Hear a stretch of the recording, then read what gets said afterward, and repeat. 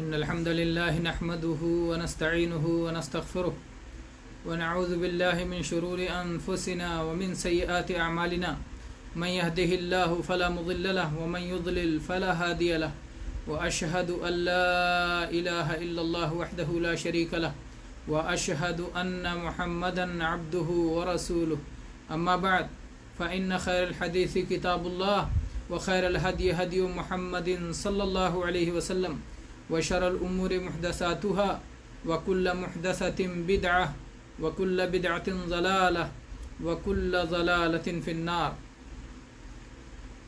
گرامی قدر مشاہدین اور مشاہدات، اللہ کے فضل و کرم سے درس حدیث کا یہ سلسلہ جو حافظ ابن حجر رحمہ اللہ کی کتاب بلوغ المرام من ادلۃ الاحکام کے کتاب الصیام سے جاری ہے. آج ہم 631 نمبر حدیث تک پہنچ چکے ہیں. بلوغ المرام کی حدیث نمبر 631. آئیے ہم حدیث کے عربی الفاظ پڑھ لیتے ہیں اور اس کے بعد انشاءاللہ اس کے فوائد پر گفتگو ہوگی. وعن ابی ہریرہ رضی اللہ عنہ قال نہى رسول اللہ صلی اللہ علیہ وسلم عن الوصال فقال رجل من المسلمین فإنك تواصل یا رسول اللہ قال وأيكم مثلی انی ابیت یطعمنی ربی ویسقینی فلما ابوا ان ينتهوا عن الوصال واصل بهم يوما ثم يوما ثم رأوا الهلال فقال لو تأخر الهلال لزدتكم كالمنكل لهم حين ابوا ان ينتهوا. متفق علیہ. ابو ہریرہ رضی اللہ عنہ سے روایت ہے کہ نبی کریم صلی اللہ علیہ وسلم نے وصال سے منع فرمایا. وصال یعنی صوم وصال. تو ایک مسلمان نے کہا اے اللہ کے نبی آپ تو صوم وصال رکھتے ہیں. آپ صلی اللہ علیہ وسلم نے فرمایا تم میں سے کون ہے جو میری طرح ہے؟ میں رات گزارتا ہوں، میرا رب مجھے کھلاتا اور پلاتا ہے. تو جب صحابہ کرام نے وصال سے رک جانے سے انکار کیا تو اللہ کے نبی کریم صلی اللہ علیہ وسلم نے ان کے ساتھ میں ایک دن صوم وصال رکھا، پھر اسے اگلے دن کے لیے بڑھا دیا، دوسرے دن بھی رکھا اور یہاں تک کہ تیسرے دن چاند نظر آ گیا. آپ نے فرمایا اگر چاند دیر سے نکلا ہوتا تو میں اور زیادہ صوم وصال جاری رکھتا، جیسے کہ ان کی سرزنش کر رہے ہوں جبکہ انہوں نے صوم وصال سے باز رہنے سے انکار کر دیا. یہ متفق علیہ حدیث ہے. حدیث کے راوی ابو ہریرہ رضی اللہ عنہ بہت معروف ہیں اور اس سے پہلے ان کے بارے میں کچھ بیان ہو چکا ہے. نبی کریم صلی اللہ علیہ وسلم نے وصال سے منع فرمایا. وصال کا کیا مطلب ہوتا ہے؟ وصال کے معنی ہوتا ہے جوڑنا. جب ایک دن کا صوم دوسرے دن سے جوڑ دیا جائے، درمیان میں نہ ہی افطاری ہو نہ ہی سحری ہو، تو اسے صوم وصال کہا جاتا ہے. آدمی لگاتار دن بھر، رات بھر، پھر اگلے دن، پھر اگلی رات، اس طرح سے لگاتار بلا کھائے پیے، بلا سحری اور افطاری کے صوم رکھتا چلا جائے تو اس کو صوم وصال کہا جاتا ہے. تو نبی کریم صلی اللہ علیہ وسلم نے انہیں منع فرمایا صحابہ کرام کو کہ کوئی صوم وصال نہ رکھے. نہی یعنی ممانعت. منع کرنا کس کو کہتے ہیں؟ منع کرنا کہتے ہیں کہ کوئی ایک شخص جو جس کو منع کر رہا ہے اپنے بارے میں یہ تصور لے کے رہے کہ میں جس کو روک رہا ہوں وہ رکے گا، وہ میرے تابع ہے، وہ میری بات مانے گا، اس سے کہے کہ تم اس کام سے رک جاؤ۔ کسی کام سے رکنے کے مطالبے کا نام صوم ہے، نہیں ہے یا روکنا ہے۔ تو اللہ کے نبی کریم صلی اللہ علیہ وسلم نے صحابہ کرام سے کہا کہ رک جاؤ، ایسا مت کرو، صوم وصال نہ رکھو۔ تو ایک مسلمان نے کہا کہ اللہ کے نبی کریم صلی اللہ علیہ وسلم آپ تو صوم وصال رکھتے ہیں۔ یہ اعتراض کے لیے نہیں تھا، یہ شاید یہ پوچھنے کے لیے تھا کہ اللہ کے نبی کریم صلی اللہ علیہ وسلم آپ ہمارے لیے اسوہ ہیں، آپ ہمارے لیے قدوہ ہیں، آپ ہمارے لیے امام ہیں، آپ جو کریں وہ ہمیں کرنا ہے، سوائے اس کے کہ آپ کی خصوصیت ثابت ہو جائے۔ تو آپ نے یہ تو نہیں فرمایا کہ یہ میری خصوصیت ہے، دوسرا کوئی نہیں رکھ سکتا، تو آپ صوم وصال رکھ رہے ہیں، اس کا مطلب یہ بہت بڑے اجر و ثواب والی عبادت ہے۔ اگر ہم یہ عبادت کر کے اس کا ثواب حاصل کرنا چاہتے ہیں تو آپ ہمیں منع کیوں کر رہے ہیں؟ گویا حکمت معلوم کرنا مقصود تھا، اس لیے اس مسلمان نے کہا کہ اللہ کے نبی کریم صلی اللہ علیہ وسلم آپ تو صوم وصال رکھتے ہیں۔ تو اللہ کے نبی کریم صلی اللہ علیہ وسلم نے جواب دیا کہ تم میں سے کون ہے جو میری طرح ہے؟ میں تو سوتا ہوں اور میرا رب مجھے کھلاتا پلاتا ہے۔ کون ہے اس معاملے میں میری طرح؟ اللہ کے نبی کریم صلی اللہ علیہ وسلم نے یہاں مثلیت کا کلی طور پر انکار نہیں کیا ہے کہ میں تمہاری طرح کسی طرح بھی نہیں ہوں، اور اگر یہ مان لیا جائے کہ آپ کے یہ کہنے سے صحابہ کرام نے یہ بات سمجھ لی کہ اللہ کے نبی صلی اللہ علیہ وسلم کلی طرح سے ہماری طرح نہیں ہیں، ہم کلی طور سے آپ کی طرح نہیں ہیں، تو اس کے بعد اگلی حدیث کا ٹکڑا بھی پڑھنا چاہیے۔ اللہ کے نبی صلی اللہ علیہ وسلم نے فرمایا کہ میں سوتا ہوں، میرا رب مجھے کھلاتا پلاتا ہے۔ اس کے باوجود صحابہ کرام نے صوم وصال کو نہیں چھوڑا، اس لیے کہ انہوں نے یہ سمجھا کہ اللہ کے نبی نے جو روکا ہے یہ ہم پر شفقت کرتے ہوئے اور ہماری تندرستی کا خیال رکھتے ہوئے، ہماری کمزوری کی رعایت کرتے ہوئے روکا ہے، آپ نے حرام نہیں قرار دیا ہے۔ اگر صحابہ کرام یہ سمجھتے کہ اللہ کے نبی نے بالکل عزم کے ساتھ اسے حرام کر دیا ہے، ہمارے لیے جائز نہیں ہے، تو صحابہ کرام کبھی بھی وہ عمل نہیں کرتے، اور اللہ کے نبی صلی اللہ علیہ وسلم بھی کرنے نہیں دیتے، کیونکہ جب اس کے بعد انہوں نے کیا، اللہ کے نبی نے یہ کہنے کے بعد بھی صحابہ کرام نے صوم وصال رکھا اور وہ صوم وصال سے باز نہیں آئے، تو آپ نے ان کے ساتھ صوم وصال کیا، آپ نے بھی وصال رکھا، انہوں نے بھی رکھا، دوسرے دن بھی جاری رکھا، آپ نے دوسرے دن جاری رکھا، تیسرے دن چاند نکل آیا۔ کون سا چاند ہو سکتا ہے؟ یہ شوال کا، عید الفطر کا، اس لیے کہ عید کے دن صوم رکھنا جائز نہیں ہے، دوسرے مہینے کا چاند ہوتا تو پھر آگے بھی صوم جاری رکھتے، تو گویا عید کا چاند نکل آیا، تو اللہ کے نبی صلی اللہ علیہ وسلم نے فرمایا کہ اگر چاند نہ نکل آیا ہوتا تو میں یہ اور جاری رکھتا، پھر تمہیں سمجھ میں آ جاتا کہ تمہارے اندر کتنی طاقت ہے اور تم کتنے دن تک سحری اور افطاری کے بغیر صوم رکھ سکتے ہو۔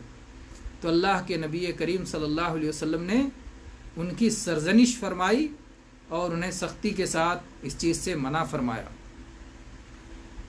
اس میں اللہ کے نبی کریم صلی اللہ علیہ وسلم نے جو یہ کہا کہ کون میری طرح ہے، تو اس سے مراد ہے کہ صبر میں، برداشت میں کون میری طرح ہے۔ صوم وصال کی عبادت اور دوسری عبادتوں میں پوری طرح سے ان کو انجام دینے میں کون میری طرح ہے، اور رب کی طرف سے غذا پانے میں کون میری طرح ہے؟ آپ نے فرمایا ایکم مثلی، تم میں سے کون میری طرح ہے؟ ابھی تو میں ایسے سوتا ہوں، میری رات ایسے گزرتی ہے، یطعمنی ربی ویسقینی، مجھے میرا رب کھلاتا پلاتا ہے۔ اللہ تعالیٰ ہی سب کو کھلاتا پلاتا ہے نا، نبی صلی اللہ علیہ وسلم کو بھی اور ساری دنیا کو بھی۔ تو وہ کھلانا پلانا مراد نہیں ہے جو ابراہیم علیہ السلام نے اپنی بات میں کہا ہے قرآن پاک میں، الذی خلقنی، کہ وہ رب جس نے مجھے پیدا کیا ہے، یمیتنی ثم یحیین، وہی مجھے موت دے گا، وہی مجھے زندگی دے گا، اور جس کے بارے میں کہا ہوا یطعمنی ویسقین، وہی رب جو مجھے کھلاتا اور پلاتا ہے۔ تو وہ جو کھلانا پلانا ابراہیم علیہ السلام نے کہا ہے اور موت و حیات کی بات کہی ہے، وہ بات یہاں نہیں ہے۔ یہاں مخصوص طور پہ کھلانا پلانا ہے۔ بعض علماء کہتے ہیں کہ اللہ تبارک و تعالیٰ جنت کی غذا آپ کے لیے بھیج دیتا تھا۔ نہیں، یہ مقصود نہیں ہے، اس لیے کہ دنیا میں جیتے جی مرنے سے پہلے جنت کی غذائیں نہیں دی جاتی ہیں۔ اللہ کے نبی کریم صلی اللہ علیہ وسلم صلاۃ الکسوف ایک بار پڑھا رہے تھے، آپ آگے بڑھے، پھر آپ پیچھے ہٹ گئے۔ صحابہ کرام نے بعد میں پوچھا کہ اللہ کے نبی صلی اللہ علیہ وسلم آپ نے ایسا عمل کیا ہے جو آپ کبھی نہیں کرتے تھے؟ تو آپ نے کہا کہ میں نے جنت دیکھا تو چاہا کہ اس میں سے ایک خوشہ توڑ لوں، انگور کا ایک خوشہ توڑ لوں اور اسے کھایا جائے، لیکن پھر مجھے لگا کہ نہیں، ابھی جنت کی نعمتیں کھانے کا وقت نہیں ہے، پھر آپ نے چھوڑ دیا۔ تو دنیا میں جنت کی نعمتیں کھانے کا وقت نہیں ہے۔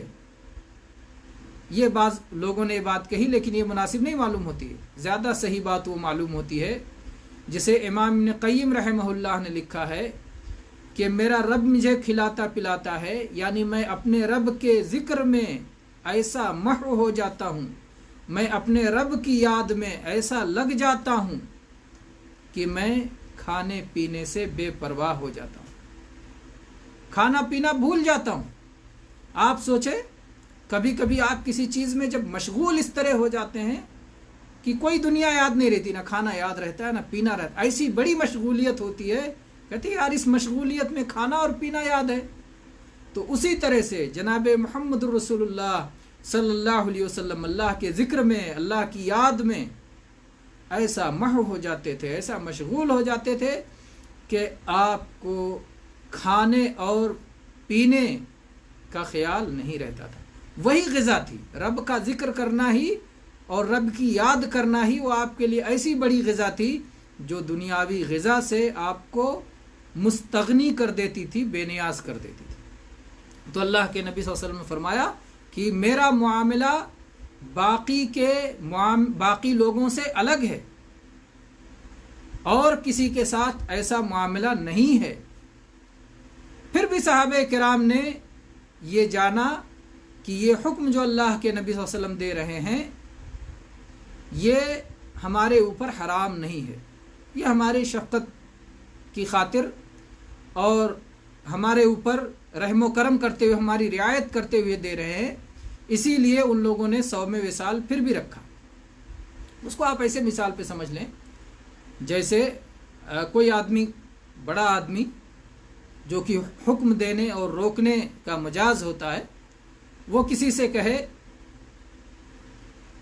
کہ ایسا مت کرو، جیسے تم مجھ سے پہلے گھر میں مت جاؤ، مجھے جانے دو، لیکن وہ دروازہ کھول کے جلدی سے گھس جائے کیونکہ اسے تیاری کرنا ہے اور اس کے لیے انتظامات کرنا ہے۔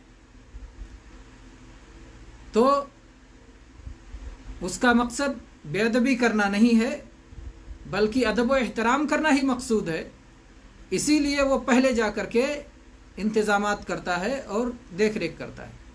تو کبھی کبھی کسی روکی ہوئی چیز سے نہ رکنا یا کسی حکم دیے گئے کام کو نہ کرنا کسی اور حکمت کی وجہ سے یہ نافرمانی میں نہیں آتا۔ تو یہاں بھی یہ مسئلہ نافرمانی میں نہیں تھا، یہاں بھی یہ مسئلہ حرام نہیں تھا، کیونکہ اگر حرام ہوتا تو اللہ کے نبی کریم صلی اللہ علیہ وسلم انہیں ایسا کرنے نہیں دیتے۔ بہرحال اللہ کے نبی کریم صلی اللہ علیہ وسلم نے جب دیکھا کہ یہ نہیں رک رہے ہیں تو کہا ٹھیک ہے چلو دیکھتے ہیں تم کتنا صوم وصال رکھ لیتے ہو۔ ایک دن آپ نے رکھا لگاتار، پھر دوسرے دن بھی رکھ لیا، تیسرے دن چاند نکل آیا، اگر نہ چاند نکل آتا تو آپ کہہ رہے تھے کہ میں اور رکھتا، یہاں تک کہ تمہیں اپنی طاقت کا اندازہ ہو جاتا کہ تم کتنا رکھ سکتے ہو۔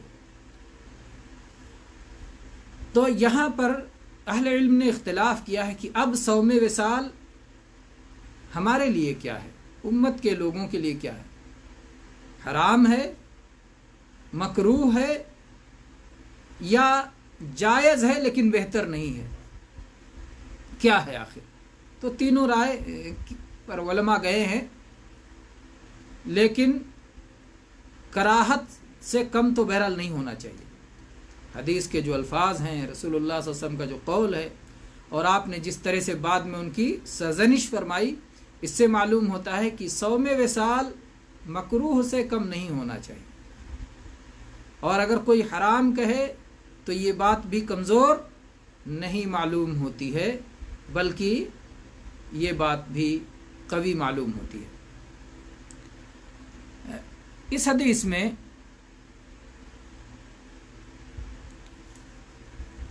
ایک بات یہ جاننے کی ہے کہ جب نبی کریم صلی اللہ علیہ وسلم کسی بھی چیز سے روکیں یا قرآن پاک میں کسی چیز سے روکا جائے تو اصل یہ ہے کہ وہ عمل حرام ہے۔ اس کی دلیل یہ ہے کہ اللہ تبارک و تعالیٰ نے قرآن مجید میں ارشاد فرمایا فَلْيَحْذَرِ الَّذِينَ يُخَالِفُونَ عَنْ أَمْرِهِ أَن تُصِيبَهُمْ فِتْنَةٌ أَوْ يُصِيبَهُمْ عَذَابٌ أَلِيمٌ، کہ جو لوگ رسول اللہ صلی اللہ علیہ وسلم کے حکم کی مخالفت کرتے ہیں، نافرمانی کرتے ہیں، یعنی آپ کسی چیز کے کرنے کا حکم دیں یا کسی چیز سے بچنے کا حکم دیں، اگر کوئی نہیں رکتا یا نہیں بچتا تو گویا وہ خلاف ورزی کر رہا ہے، تو اللہ تعالیٰ نے کہا کہ ایسے لوگوں کو اللہ کے عذاب سے ڈرنا چاہیے، فتنے میں پڑنے سے ڈرنا چاہیے۔ تو اس سے معلوم ہوتا ہے کہ خلاف ورزی یہ حرام ہے، اور اصل نہیں میں یہ ہے کہ وہ چیز حرام ہونے کی طرف اشارہ کرتا ہے۔ اور ایسے نبی صلی اللہ علیہ وسلم کی حدیث آپ نے فرمایا اذا امرتکم بامر فاتوا منہ ما استطعتم واذا نہیتکم عن شیء فاجتنبوہ، کہ جب تمہیں میں کسی چیز سے روک دوں تو رک جاؤ، اور جب کرنے کا حکم دوں تو اپنے طاقت کے مطابق عمل کرو۔ تو اس حدیث سے بھی معلوم ہوتا ہے کہ آپ نے کہا جب کسی چیز سے روک دوں تو رک جاؤ، یعنی آپ کے روکنے کے بعد وہ چیز حرام ہو جاتی، تو یہی اصل ہے۔ تو جن علماء نے کہا کہ صوم وصال حرام ہے تو کہا اللہ کے نبی نے روکا ہے، آپ نے نہیں فرمائی ہے، ممانعت فرمائی ہے، اس لیے اسے حرام ہونا چاہیے۔ اور جن لوگوں نے کہا کہ نہیں مکروہ ہے، انہوں نے کہا کہ اللہ کے نبی کریم صلی اللہ علیہ وسلم نے صحابہ کرام کو سختی کے ساتھ منع نہیں کیا، بلکہ آپ کے ساتھ آپ نے بھی صوم رکھا، ایک دن رکھا، 2 دن رکھا، تیسرے دن چاند نہ نکل آیا ہوتا تو آپ انہیں بھی رکھنے کی اجازت دے رہے تھے، وہ بھی رکھ رہے تھے اور آپ بھی ساتھ میں رکھ رہے تھے۔ تو اس سے معلوم ہوتا ہے کہ یہ نہ ہی حرمت کے لیے نہیں تھا بلکہ کراہت کے لیے تھا، مکروہ تھا، اگر کوئی رکھتا تو رکھ سکتا تھا۔ اللہ کے نبی کریم صلی اللہ علیہ وسلم سے جو یہ بات کہی گئی کہ آپ تو صوم وصال رکھتے ہیں، یہ دین کا ایک اصول ہے جسے ہمیں یاد رکھنا چاہیے کہ اللہ کے نبی کریم صلی اللہ علیہ وسلم ہمارے لیے اسوہ اور قدوہ ہے، اور ہر مسئلے میں اصل یہ ہے کہ جو آپ کریں اسے ہمیں کرنا چاہیے، جس سے آپ رکیں اس سے ہمیں رکنا چاہیے، سوائے اس کے کہ آپ کی خصوصیت ثابت ہو جائے۔ جب تک آپ کی خصوصیت واضح طور پر ثابت نہیں ہوتی تب تک خصوصیت کا دعویٰ نہیں کیا جا سکتا۔ یہاں پر بھی اللہ کے نبی کریم صلی اللہ علیہ وسلم نے صحابہ کرام سے یہ نہیں کہا کہ یہ میرے لیے خاص ہے، تو اس لیے خصوصیت صحابہ نے نہیں مانی۔ اور اس کے علاوہ بھی آپ حالات میں دیکھیں کہ نبی کریم صلی اللہ علیہ وسلم کوئی کام کرتے تھے تو صحابہ وہ فوراً کرتے تھے اور اللہ کے نبی اس پہ ٹوکتے نہیں تھے۔ آپ دیکھیں جب ایک بار نبی کریم صلی اللہ علیہ وسلم صلاۃ جنازہ پڑھا رہے تھے اور آپ نے जूते पहन रखे थे, सलाते जनाजा पढ़ा रहे थे जूते पहन करके। दौराने जनाजा आपने जूते निकाल दिए, सहाबे किराम ने भी निकाल दिया। बाद में नबी करीम सल्लल्लाहु अलैहि वसल्लम ने पूछा कि आपने क्यों निकाल दिया? सहाबे किराम से पूछा तुमने अपने जूते क्यों निकाल दिए? कहा कि अल्लाह के नबी सल्लल्लाहु अलैहि वसल्लम आपको हमने निकालते देखा तो हमने भी निकाल दिया। तो अल्लाह के नबी सल्लल्लाहु अलैहि वसल्लम ने रोका नहीं कि तुम्हें ऐसा नहीं करना चाहिए। आपने वजह बताई कि मैंने क्यों निकाला। आपने कहा कि मुझे तो जिब्रील अलैहिस्सलाम ने बताया था कि मेरे जूतों में गंदगी लगी है, इसलिए मैंने निकाल दिया। तो जब किसी के जूतों में गंदगी लगी हो तो वो अपने जूते अलग कर ले, वरना जूतों समेत सलाह पढ़ ले।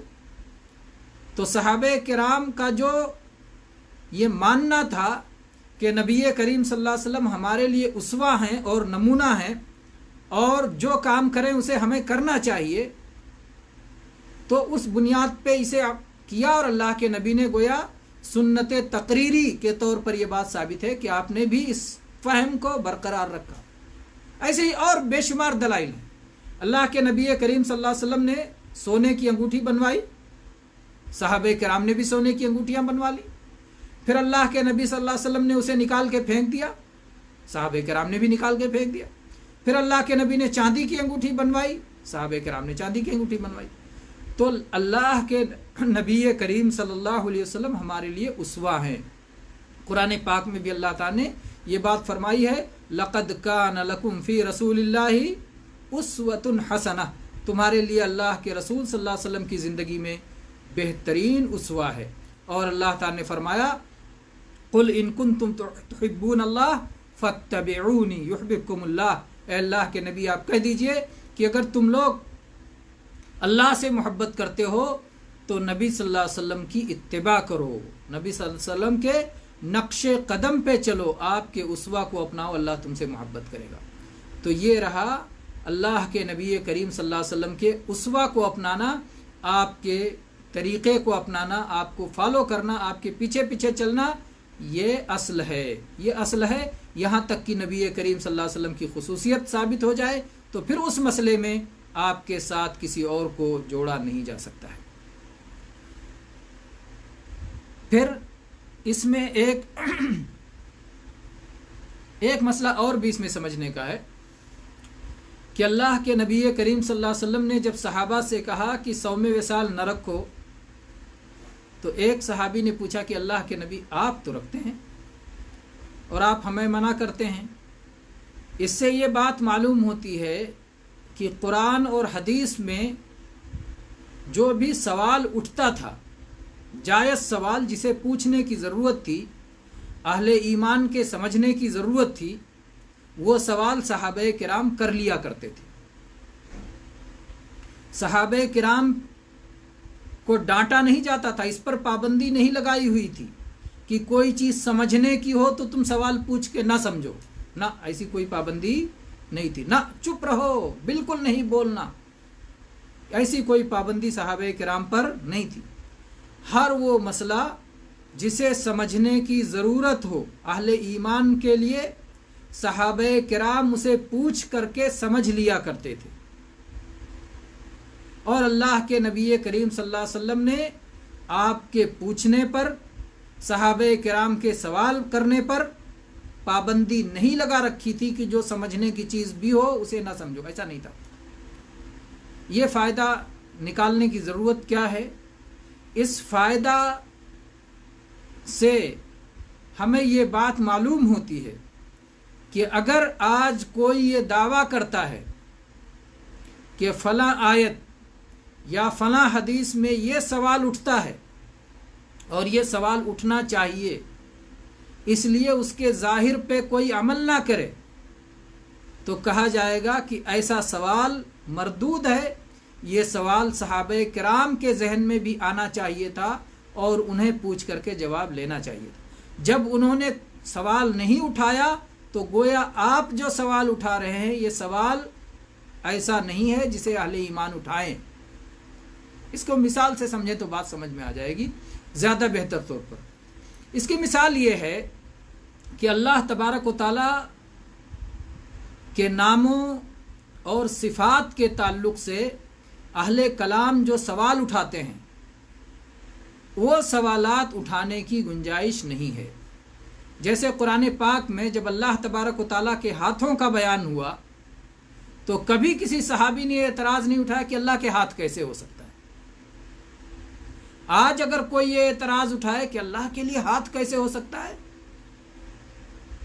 اگر ہاتھ مان لیں تب تو اللہ ہمارے جیسے ہو جائے گا، تو کہیں گے کہ آپ کا یہ سوال اٹھانا غلط ہے۔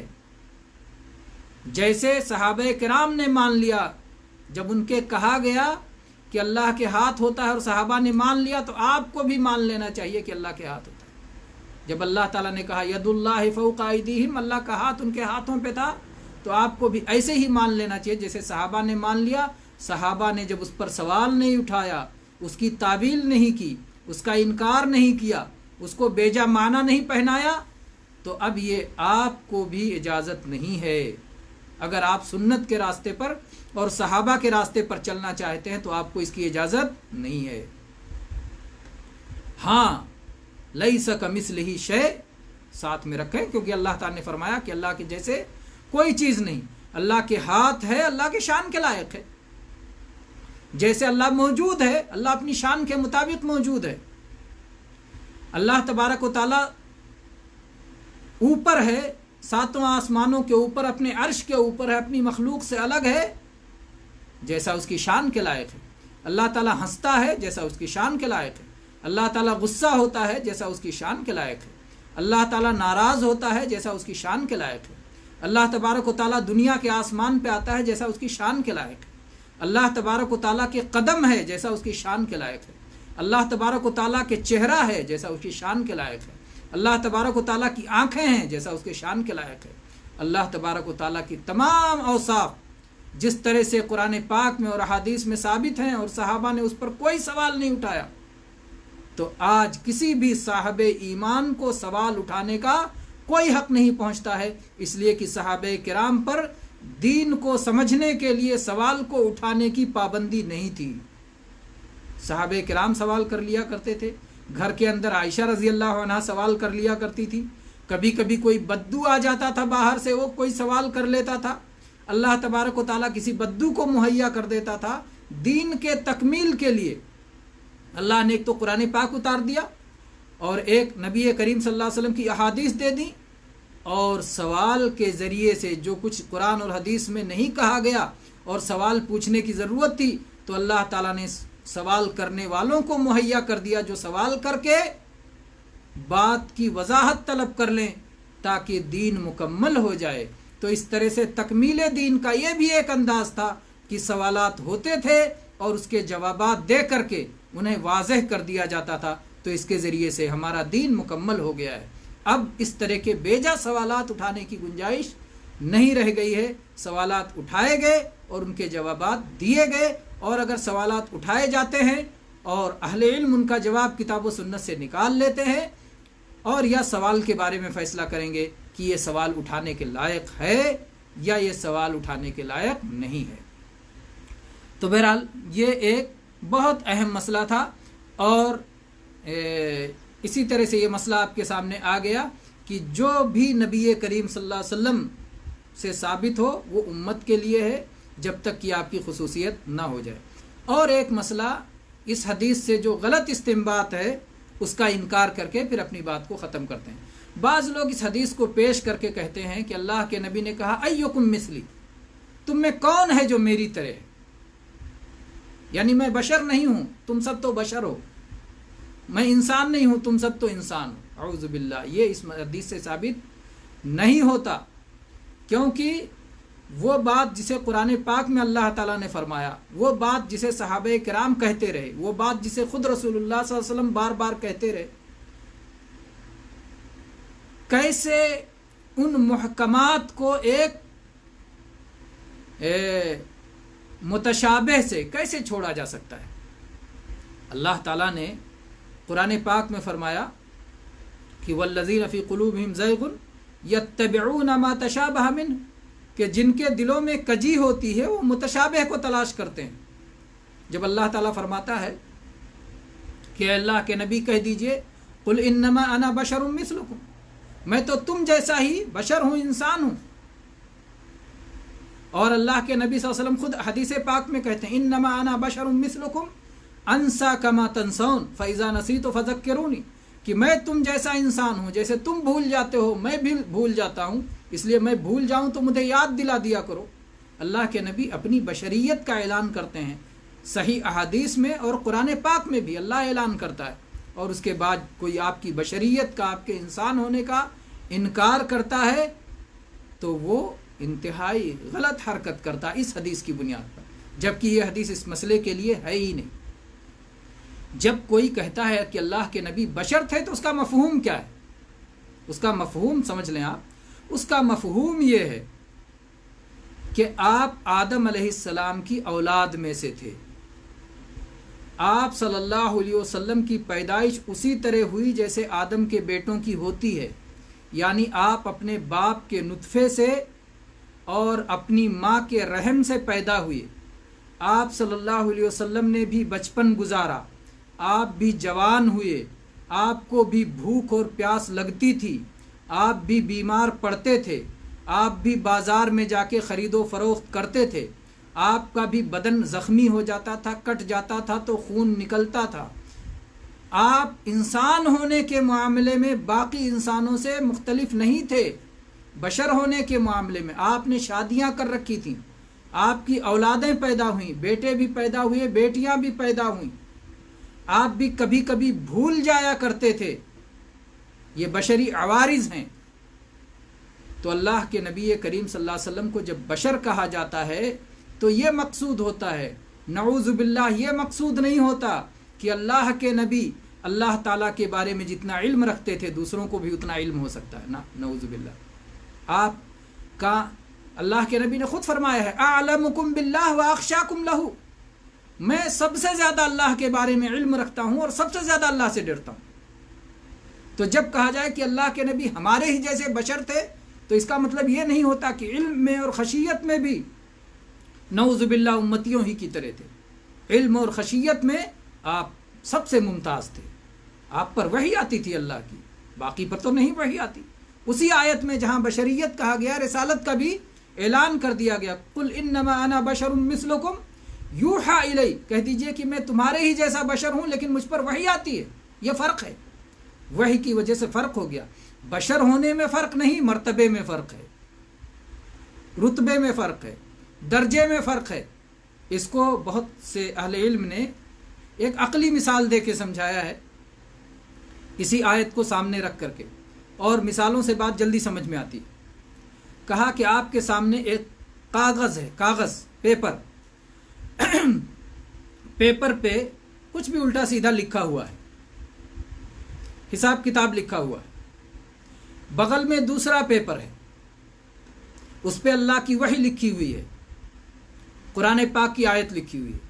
پیپر یہ بھی ہے، پیپر یہ بھی ہے، پیپر ہونے میں دونوں میں کوئی فرق نہیں، لیکن کیا مرتبہ بھی ایک ہے؟ وہ کاغذ جس پہ حساب و کتاب لکھا ہوا ہے، آپ جس طرح چاہیں اس کو ریزہ ریزہ کریں، ٹکڑا ٹکڑا کریں، جہاں چاہیں پھینک دیں، لیکن وہ کاغذ جس پر کلام الہی لکھا ہوا ہے، جس پر وحی الہی لکھی ہوئی ہے، جس پر قرآن لکھا ہوا ہے، کیا اس کے ساتھ بھی وہی معاملہ کریں گے؟ قطعاً نہیں۔ وہ قابل احترام کاغذ ہے، اس کاغذ کی طرح نہیں ہے۔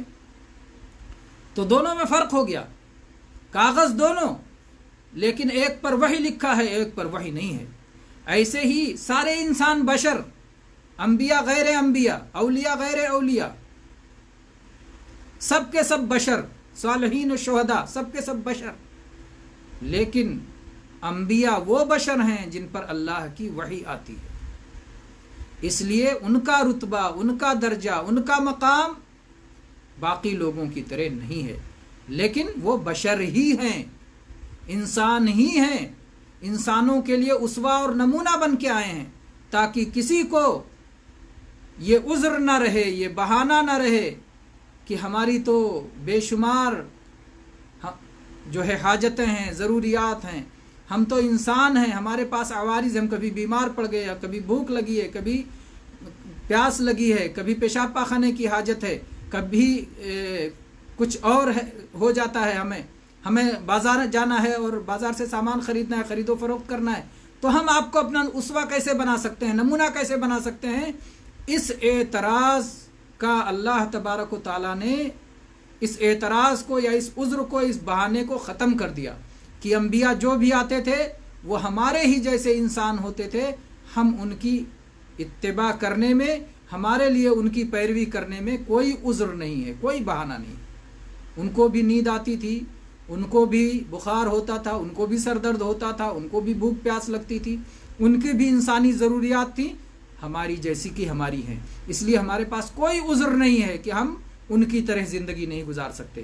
انہیں اسی لیے بھیجا ہی گیا تھا کہ جیسے وہ زندگی گزارے ان کو دیکھ کر کے تم بھی زندگی گزارو۔ تو بہرحال یہ مسئلہ تھا بشریت کا، جسے اس حدیث سے بعض لوگ غلط طور پر استدلال کرتے ہیں، تو اس کی وضاحت کی ضرورت تھی۔ اللہ تبارک و تعالی ہم سب کو دینی مسائل و احکام خوب اچھی طرح سمجھنے کی توفیق عطا فرمائے، اپنا عقیدہ اور توحید اچھی طرح سمجھنے کی توفیق عطا فرمائے، تاکہ ہمیں کوئی اس عقیدے سے موڑ نہ سکے، اس عقیدے سے منحرف نہ کر سکے۔ اللہ تبارک و تعالی ہر طرح کے خیر سے نوازے اور ہر طرح کے شر سے ہماری حفاظت فرمائے، آمین۔ وقت تھوڑا زیادہ ہو گیا ہے، پھر بھی تیزی کے ساتھ ہم کمنٹ کا جائزہ لے لیتے ہیں۔ سب سے پہلے تو اکٹھا ان سارے بھائیوں کو سلام کا جواب جنہوں نے سلام لکھا ہے، وعلیکم السلام ورحمۃ اللہ وبرکاتہ، اور ان سارے بھائیوں کے لیے خصوصی دعا جو کہ خیر میں سبقت کرتے ہیں اور پہلے پہنچ جاتے ہیں۔ اللہ تبارک و تعالی ان کو ایسے ہی ہر نیکی میں سبقت کی توفیق عطا فرمائے، اور اللہ تعالی ہر شر سے محفوظ کر کے اللہ تعالی انہیں ہر نعمت سب سے پہلے عطا فرمائے، جلدی سے جلدی عطا فرمائے، جیسے کہ وہ نیکی میں جلدی سے جلدی بڑھتے ہیں۔ نذران خان صاحب، عبدالغفور قیصر صاحب، اور اس کے بعد میں سخاوت شیخ صاحب، تراویح کا افضل وقت کیا ہے؟ تو بڑا اہم سوال ہے جس کا جواب ہونا چاہیے۔ تراویح یہ جو سال کے بقیہ دنوں میں قیام اللیل ہوتا ہے یا تہجد ہوتا ہے، وہی تراویح ہے۔ اور عمر رضی اللہ عنہ نے ابی ابن کعب رضی اللہ عنہ پر سارے صحابہ کو اکٹھا کر دیا تھا، صحابہ اور تابعین کو اکٹھا کر دیا تھا، عشاء کے بعد ہی پڑھوا دیا تھا تاکہ لوگوں کو سہولت ہو جائے۔ اگر گھروں میں پڑھنا ہے تو اس کا افضل وقت وہی ہے، رات کا آخری تیسرا پہر۔ عمر رضی اللہ عنہ بھی ایک بار گزرے اور دیکھا کہ لوگ مسجد میں تراویح پڑھ رہے ہیں، تو آپ نے کہا واللتی تنامون عنہا خیر من اللتی تقومونہا، کہ جس وقت میں تم سو جاتے ہو وہ وقت اس سے بہتر ہے جس وقت تم قیام کر رہے ہو۔ یعنی عشاء کے فوری بعد جو قیام کر لیا جائے وہ قیام اللیل تو ہو جاتا ہے، تراویح تو ہو جاتی ہے، لیکن اگر رات کے آخری پہر میں پڑھا جائے تو اس کا اجر و ثواب زیادہ ہے۔ تو اگر لوگ اکیلے پڑھ رہے ہوں تو رات کے آخری پہر ہی پڑھنا زیادہ افضل اور بہتر ہے۔ عبد القیوم صاحب، ابو الکلام رحیمی صاحب، اور عبد البصیر صاحب، اکبر احمد صاحب، جزاکم اللہ خیر، وفقکم اللہ جمیعاً۔ اس کے بعد میں یہ صوم وصال آپ کے تشریف لانے سے قبل کے زمانے میں لوگ رکھتے ہوں گے، آج کل تو لوگ رمضان میں بھی نہیں رکھتے بلکہ روزے داروں کا بھی احترام نہیں کرتے، تاہم آپ کے درس سے یہ مسئلہ معاملہ بھی کھل کر سامنے آیا۔ جزاک اللہ۔ آج بھی بہت سارے لوگ اس طرح کے صوم وصال رکھ لیا کرتے ہیں، بزرگوں کے بارے میں قصے بیان کرتے ہیں کہ فلاں بزرگ نے لگاتار 15 دن تک بلا کھائے پیے صوم رکھا، اس طرح کی چیزیں۔ تو اس وقت بتایا جائے گا کہ اگر وہ بزرگ ہوتے تو ایسی حرکت نہیں کرتے، کیونکہ نبی صلی اللہ علیہ وسلم نے اس سے منع فرمایا ہے۔ اور یا ہو سکتا ہے وہ بزرگ اسے ممانعت کو ارشاد کے لیے سمجھتے ہوں، لیکن اولا بہرحال خلاف اولا تو کہا ہی جائے گا کہ انہوں نے اچھا نہیں کیا۔ محمد سلیمان، محمد روشن خان، سیف الرحمن اسماعیل، مسجد میں حالات حاضرہ میں کیا مقتدی مسجد میں ایک دوسرے سے پیر ملائیں گے؟ سیف الرحمن اسماعیل صاحب لکھتے ہیں تلنگانہ حکومت نے 5 آدمیوں کو مساجد میں نماز اذان کی اجازت دی ہے، تو کیا ہم مسجد میں دور دور کھڑے ہوں گے یا مل کر کے کھڑے ہوں گے؟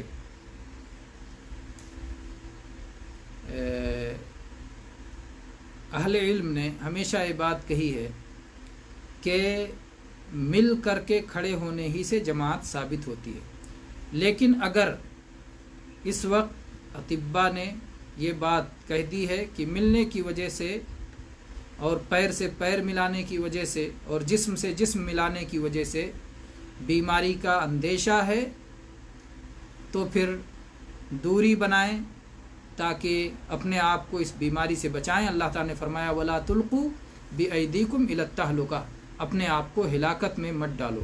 تو یہ جسم و جان کی حفاظت یہ اسلام میں بہت بڑا درجہ رکھتا ہے، اور یہ ایک شرعی عذر مانا جائے گا جس کی وجہ سے الگ الگ کھڑا ہونا جائز ہوگا۔ واللہ اعلم۔ ابو زین العابدین جزاکم اللہ خیر، کیا حکومت ہند کے طرف سے دیا جانے والا لاک ڈاؤن وظیفہ لینا جائز ہے؟ ہم بھائی ہندوستانی حکومت کے شہری ہیں، ہم ہندوستانی ہیں، یا جو بھی جس ملک میں ہے اس ملک کا شہری ہے، اس ملک کو دیتا ہے، اس ملک سے لیتا ہے۔ ملک ہمیں بہت کچھ دیتا ہے اور ہم بہت کچھ ملک کو دیتے ہیں، تو یہ لین دین کا معاملہ دو طرفہ ہے، اور اس لیے اگر ہمارے لیے کوئی فیصلہ ہوتا ہے کوئی چیز حکومت کی طرف سے کہ انہیں وہ دیا جائے، اور حکومت جو شرطیں رکھتی ہے وہ شرطیں ہمارے اندر پائی جاتی ہیں، ہم اس میں اپنی طرف سے کوئی غلط کاری کر کے، کچھ چھپا کر کے یا فرضی چیزیں بنا کر کے جو کہ ہمارا حق نہیں ہوتا ہم ناجائز حاصل کرنے کی کوشش کریں، تب تو جائز نہیں ہوگا۔ لیکن اگر اس کے ہم حقدار بنتے ہیں تو بالکل لینا جائز اور درست ہے، کیونکہ ہم اس ملک کے ایک اہم شہری ہیں، اور اس ملک کے ایک اہم باشندے ہیں، اور اس ملک کے خیرات میں، اس ملک کی نعمتوں میں، اور اس ملک کے اندر جو چیزیں ہیں اس میں ہمارا پورا حق ہے۔ تو اس لیے اس کے ناجائز ہونے کی اگر کوئی بات کہتا ہے تو یہ معقول نہیں معلوم ہوتی۔ محمد شمشیر صاحب، نبی کریم صلی اللہ علیہ وسلم کے بارے میں کہ آپ کے پسینے سے خوشبو آتی تھی، آپ کا زمین پر سایہ نہیں ہوتا تھا، وغیرہ وغیرہ۔ اللہ تبارک و تعالیٰ نے بعض امتیازات سے نوازا تھا، آپ کا زمین پر سایہ نہیں ہوتا تھا، اس کی کوئی جو ہے یہ بات صحیح نہیں ہے، یہ بات درست نہیں ہے کہ آپ کا سایہ نہیں ہوتا تھا۔